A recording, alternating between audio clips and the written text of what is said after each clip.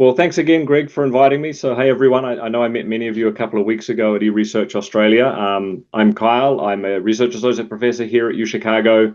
I co-lead with Ian Foster the research arm of Globus, which basically means we have an amazing group of students, postdocs, research software engineers that do a lot of really interesting distributed systems research. And some of the work we do turns into Globus product. And some of it we sort of build upon Globus capabilities to do interesting things. So today the focus of what I'm going to talk about is how the work that we're doing, building on top of the Globus platform to deliver AI services to the scientific computing ecosystem.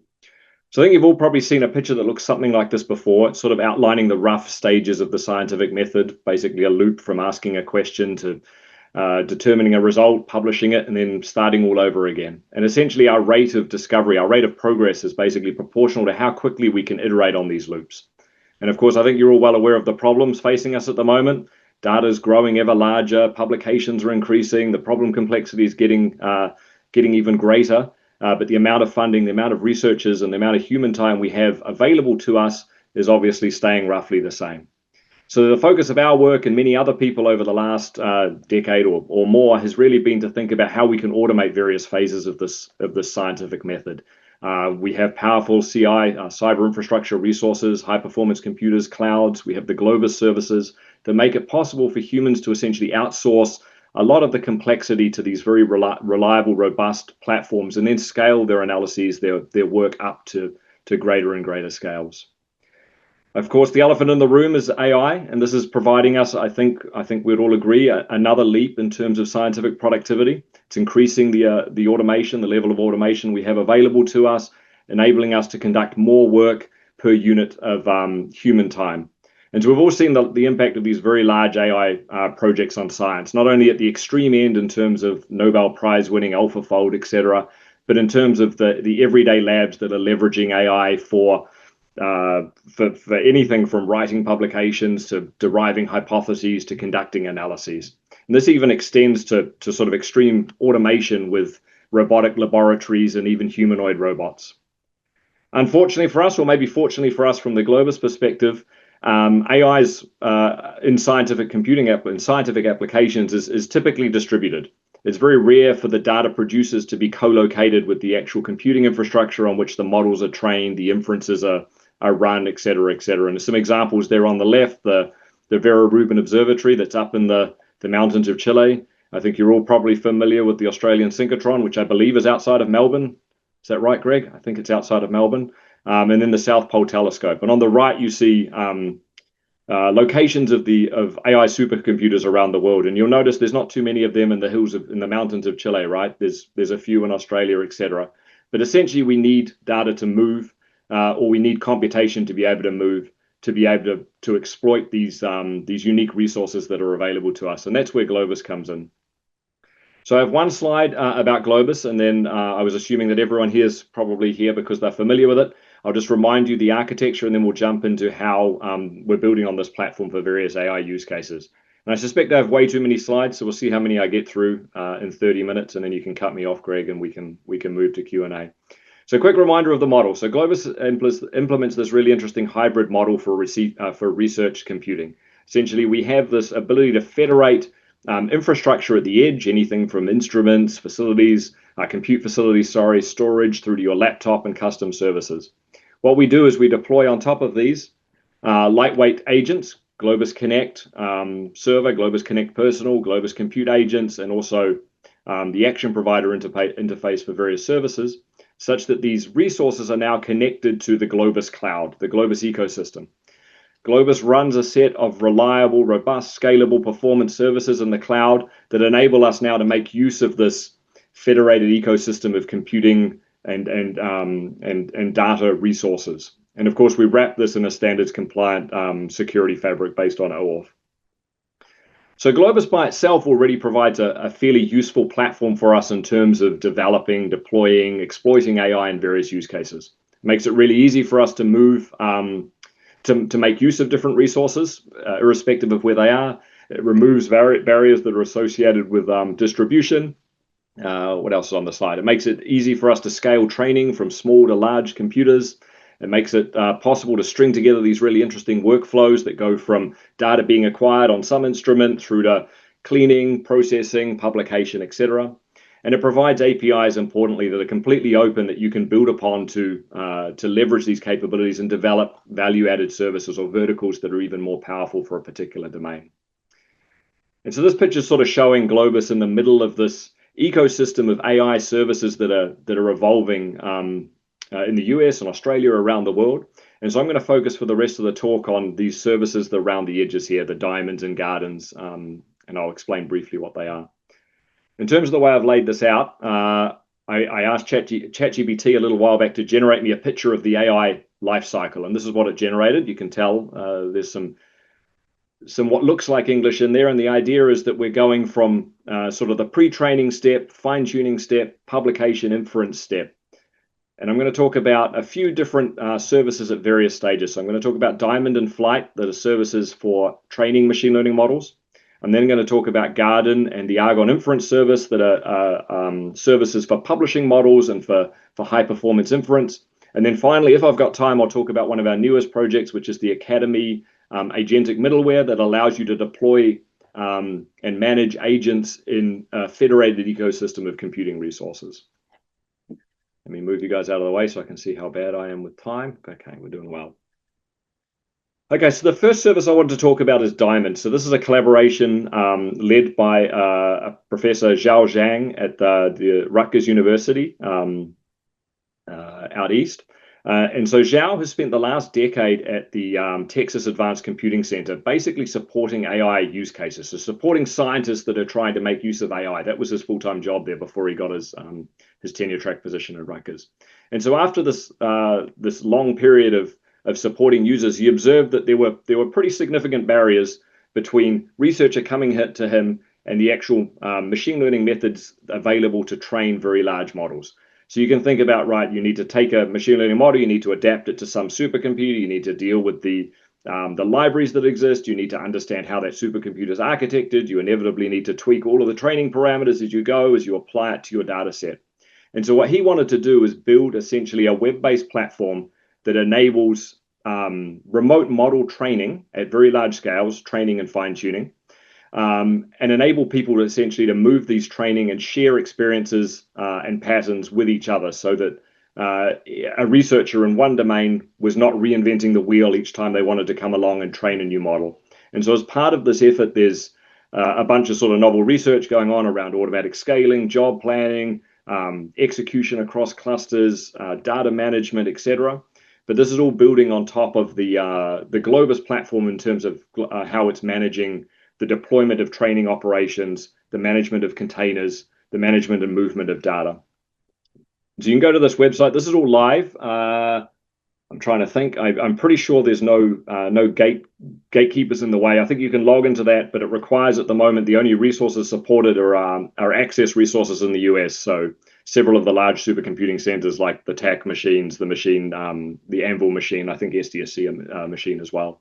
And if you log in, you're presented essentially with, I probably should have updated the slide because the UI has actually improved since here. You're presented with the ability to essentially discover and share and adopt containers that are prepackaged with all of the necessary bits to be able to train specific types of models. You're then able to basically compose these very large-scale training operations through this sort of widgety view here, where you can select the Globus compute endpoint on which you want to train, select the partition, your HPC account, etc., that you want to use, the number of nodes, the configuration, the container you want to use, and then you can deploy and basically watch that training operation all through a single browser that's remotely connected to the computing resource that is actually training on. So this is one example of how people are making use of Globus capabilities to deliver an AI vertical. Another interesting application is thinking about, well, that's all well and good. I've got all my data on a supercomputer. I've got my prepackaged training operations ready to go on my supercomputer. What do we do in situations in which we want to launch training operations in decentralized environments, in situations in which we can't centralize the data? We might not be able to centralize the data because it may be private. It might be research private. It might be, at least here in the US, HIPAA, in terms of it might be PHI, personally identifiable, personal identifiable health information. So that data basically has to stay where it is. And so the question then is, how do we go about training machine learning models across these decentralized or distributed environments such that we're able to benefit from what we learn from each of these siloed data sets and glue them together into a model that we can use that's applicable generally or globally. And so the way that this is often done in the machine learning space is through what we call federated learning. And the idea of federated learning is essentially each one of these workers will train its own independent model on its own data, and then will rely on an aggregation server that will be passed the weights of those trained models, merge them together using, there's dozens of different algorithms for how you might merge it together, but merge them together in a way that those models capture all of what's learned on the edge.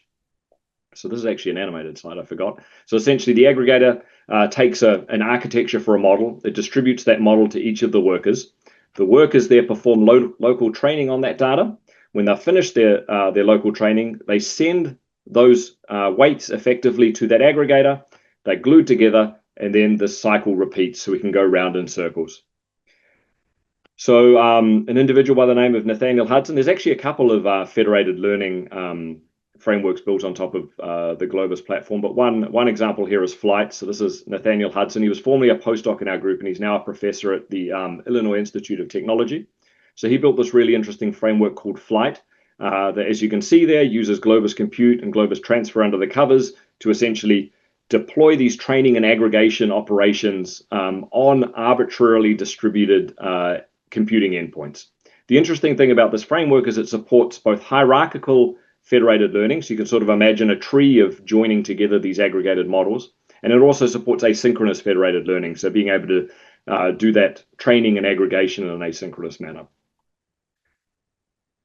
An example of how this is being used is a collaboration we had, or we still have, with Shaliza Sahel, who's at the University of New South Wales, and Melanie Wu, who's at the University of Waikato in New Zealand. So this is a collaboration close to my heart because it gives me an opportunity to collaborate with people from Australia and New Zealand. And they have a super interesting use case where they're building hardware and machine learning methods to monitor tomato crops. So what they want to do is it's part of a bigger project around deployment of AI methods in rural settings. And they have this interesting scenario in which farmers would like to share information in terms of AI models about how to improve the conditions in which their tomatoes grow, but they don't necessarily want to release the specific data about how their, I don't know what a farm for tomatoes is called. It's not an orchard, it's not a vineyard, I don't know. A tomato farm. They don't want to share information between their tomato farms. So the opportunity, of course, arises that why don't we use this federated learning substrate? We can put these federated learning endpoints at each one of these tomato farms, train independently, aggregate the models, distribute the models such that each of the farmers is benefiting from what we've learned from the other farms. And they've actually built this ground up. So they've gone and actually built the hardware for these sensors. You saw that in the previous slide. There's this little, the third from the left there, there's this little 3-prong sensor. You actually plug that in the dirt beside your tomato plant. And that's some hardware that can actually read soil moisture and other features. Hopefully they're not here to correct me on the specific details. It also includes a camera in there, so you can actually take photos of the tomato crop and then run vision models to actually interpret what's going on in terms of the growth. And so the final thing that's really interesting about their use case is they ambitiously, right, this is hard enough to do between two farmers in the same place. They ambitiously decided that they wanted to do this across New Zealand and Australia, where they had this requirement for data sovereignty. So they didn't ever want the data to even leave the country. So not only did you have tomato farmers that didn't want to share data, you didn't want to have data being shared between New Zealand and Australia, which seems against the Anzac spirit, but at least that's what I'm told. So what they did is they basically deployed these Globus Compute endpoints in these various locations. They then used the Flight framework to basically launch these training operations. And you can see here these interesting plots being produced of the actual sensor readings that are going into these machine learning models and being aggregated together. So that sort of presents sort of one example, or two examples actually, of how the Globus platform is enabling machine learning training at both very large scale and in very distributed and decentralized environments, while simplifying sort of the requirements that are placed on the researchers to actually need to sort of deal with all that low level challenges of reliable execution of various functions. Now what I'm going to pivot to is I've got a trained model. How do I share it with the world? And I've got a trained model. How do I take that and run inferences at very large scale? And so here we're going to talk about two examples, the Garden project and the Argonne inference service. So Garden is a project led by Ben Blazek, also at Argonne actually, Argonne, New Chicago. And so this project's been running for 4 or 5 years, and it came from some prior work to think about how how we should think about publishing machine learning models in a scientific context. So you think about when we publish a paper, what's our goal? Our goal is reproducibility, ideally, right? We ideally would like that our science be not only verifiable, but reproducible and even replicable, and enabling other people to build on top of it. So Ben and team thought about, well, what does that look like to make models fair? It requires things like metadata schemas. It requires things like DOIs, persistent identifiers, such that we can reference things. And importantly, after a lot of discussion with scientists, it required linking together these models, not only with the data on which they were trained, but also with the papers and the code that actually make use of them and present this outwardly. And so Garden is a web-based system that allows you to publish these machine learning models, pointing at Globus storage and the Globus search, which provides a metadata index. And then importantly, it also allows you to then run those models on demand. So essentially, I can come along, I can publish my model in materials science, and then another materials scientist can come along, discover that model, and via a very simple Python API, they can now run an inference of that model on their own data using their own resources potentially. It can run via Globus Compute. So I can basically set up a Globus Compute endpoint on my laptop or my accessible supercomputer. I can go to the Garden interface and then point that model and say, I'd like to run it in that location. There's an example here of how this is being used. So this is, I should have read about this, but perovskites. So this is a class of materials that are useful catalysts. Unfortunately, as we see in a lot of scientific domains, there's lots of them. And so being able to screen them very quickly can be computationally expensive. So what researchers have done is they spend a lot of time training machine learning models on top of the very heavyweight simulations and experiments they've run before, such that they can predict characteristics of these perovskites without having to go through the same computational process. And you can see this is a model that was published by, I think, collaborators in Wisconsin. It was at maybe Wisconsin or MIT, one of those universities, published these models, and then others can come along and publish their own models alongside it in what they call a garden, such that we can run inferences and compare the performance of these various capabilities. The next thing I want to talk about really quick, this is a whirlwind. As I go through this, I probably should have thought about this this was previously an hour-long presentation that I just sort of said, she'll be right and we'll be able to squeeze it into half an hour, but maybe that was unwise. You guys can stop me if I'm starting to get too quick, Greg. You should just say slow down. No, So we're keeping up. We're keeping up. you're good. You're good with the fire hose. Okay, Yeah, we'll keep good. going. So the Argonne inference service. So this is some work from Benoit and Aditya at Argonne. And there's a lot of interest at the moment in the Department of Energy around building infrastructure, basically, to enable very scalable AI on all of the DOE supercomputers. And so what they had was this problem of researchers within Argonne were wanting to run all the latest and greatest language models, every variety of them, to test them in different ways and couple them together. And of course, everyone was saying, well, I just want a ChatGPT-like interface for running those models. And so what these guys set about doing was thinking, well, how can we do that? How can we make use of our very large computing resources to deploy these models effectively, share them among the community at Argonne and now actually outside of Argonne to actually run these inferences. So you can see there, this is your ChatGPT interface, right? It looks nice and simple. What goes on behind the scenes? Behind the scenes, there's a whole infrastructure there built on top of Globus Compute, essentially for provisioning resources, deploying and loading up and deploying machine learning models, which of course require some pretty significant memory, pretty significant GPUs, and then presenting that interface to the community such that they can run these inferences on demand. And so this service is actually, it's been around for a little over a year now, and very recently it's really, I think, the growth. We get a report on Globus Compute in terms of usage, and this service is blowing away in terms of the number of Globus Compute tasks that are running every week. So over the last year or so, they've run 10 million inferences. They have over 200 users. They use 6 different language model families, 22 individual models, and they've inferred, created, generated more than 11 billion tokens across 2 HPC clusters.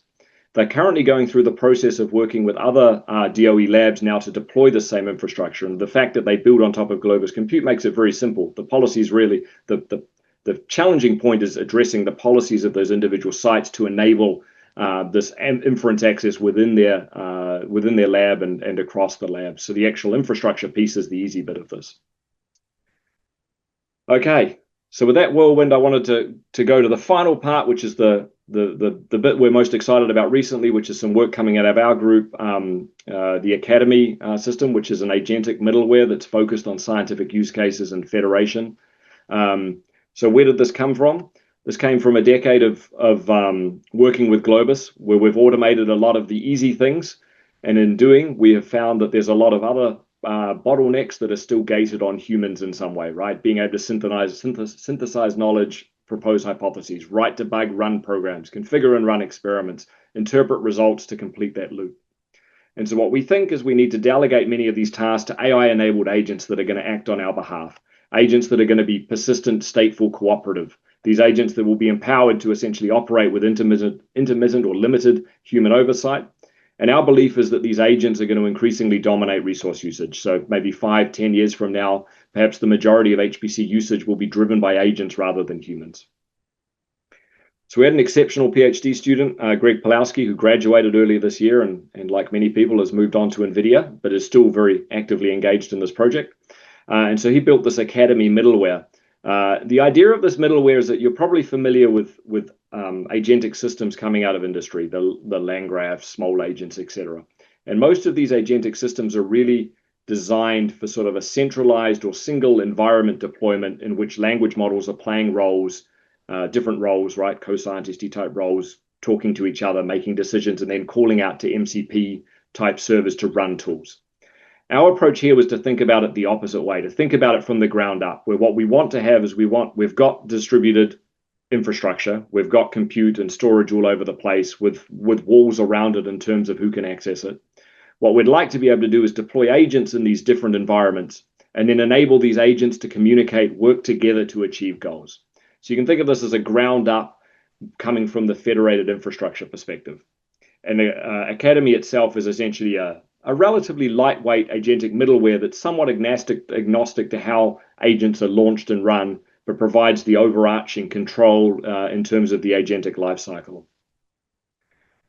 So essentially, let me just forward through that. So this the model that we have in Academy is that we have agents that are essentially defined by a set of actions that they can perform. A control loop that's always running, right? Maybe the agent's getting smarter, it's training itself, it's observing its environment, and some state around what that agent knows of the world, its trained model, its weights, etc. Agents can manage a set of handles, where these handles are effectively communication channels or pointers to other agents in the system via which they can communicate. The other two things we've focused on is separating out the control and the data plane. So the control plane is essentially how agents are launched, terminated, managed, etc. And as I said, we're somewhat agnostic to that. We can use Globus Compute. It's a nice, easy way for us to launch agents in different places without needing to actually log into that machine and start it.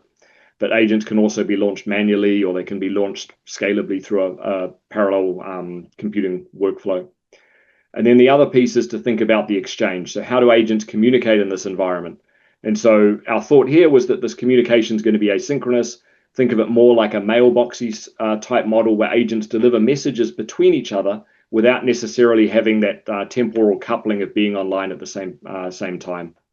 So we've implemented several exchanges that can be used locally, right? So you can deploy an agentic system within an HPC system using a local exchange. We also have a cloud-hosted exchange that we operate, think the Globus-like model, where agents deployed anywhere around the world can communicate with each other. I really love this example, so I just wanted to include it. So we're giving a tutorial at Supercomputing on Sunday, and the culminating example we have is we have all of the participants in the tutorial, I was going to call them students, basically building a battleship game. So what they're going to do is they are building individual agents that are going to play the game of battleship. They're going to code them up have them play against each other. So a participant will have two agents playing Battleship against each other. You can see here at the top, their board. We've spent a bit of time with the emojis. And then we're going to have them actually, I might be letting the cat out of the bag here, but we're going to have them participate in a tournament amongst everyone in the room. So we're going to allow them to register their agents with our tournament agent. And then we're going to have a live battle between all of these different Battleship games to see who's going to, which agent will be best. We'll let you know on Monday how that works. Works well, at least in testing. Something that's probably a little bit more interesting to you is how's this being used in science. So we've been working for a little while. Two of our colleagues here, Eliu Herta and Logan Ward, Logan is also now at NVIDIA, have focused on this problem of discovering MOFs. MOFs are metal organic frameworks. Turns out they're really valuable materials for things like carbon capture. They're effectively, think of them like sponges. They can absorb things. Unfortunately for us, the search space of MOFs is enormous. And so trying to discover MOFs that have these desirable properties is a computationally complicated process. So Logan and Eliu and many others spend a lot of time building out a workflow that would help them discover MOFs that would be useful. This workflow looks something like this. They have a generative model that predicts or generates potential structures. We then go through a screening process. We assemble them together. We validate the structures actually physically valid. And then we compute properties of those computed MOFs using simulations. What we learn from that, we put back in a database, a RAG-like database where we can retrain a model. The interesting thing for us was to think about how would we represent this with agents. And so you could imagine that there's an AI agent piece here that's actually responsible for generating these MOFs. And then there's a series of computational agents running in different places. It turns out each of these steps actually has different requirements in terms of the computing hardware that's needed.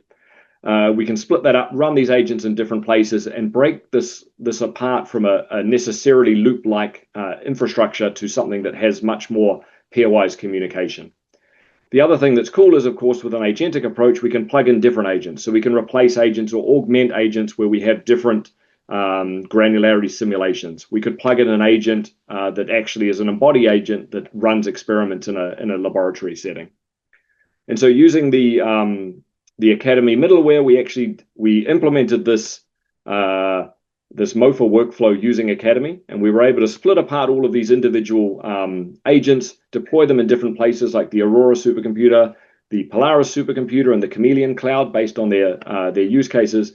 And we were able to run these workflows or these agentic systems and watch what happened over time. And I didn't include a slide about sort of breaking down what happened on the time, but the output here was we were able to produce valid MOFs that were at least as good as what we were producing with the sequential workflow, while potentially reducing the actual computational resources that we used with it. And with that, in my final 1 minute, I'll wrap up. So to quickly summarize, I think I'm preaching to the choir here, but I think you're all aware that automation and AI are transforming how we do science. They're significantly reducing the time from hypothesis to discovery, expediting how quickly we can complete this loop. We think of Globus as a valuable platform in this evolving sort of landscape of scientific computing, because Globus delivers this very reliable, secure, scalable data and computation fabric that essentially removes, we can argue about that, the barriers that are associated with distribution. Combining together Globus and these AI methods, we think is going to provide a strong foundation for modern scientific workflows. And of course, we'd love to work with many of you in Australia and of course New Zealand as well to realize some of these goals. With that, I should also have said thank you. I think I did at the beginning, to the many students, postdocs, Ian and Rashna, of course, who have contributed to all of the work that I presented today, and of course the funding from NSF and DOE and others over the many years. Thank you.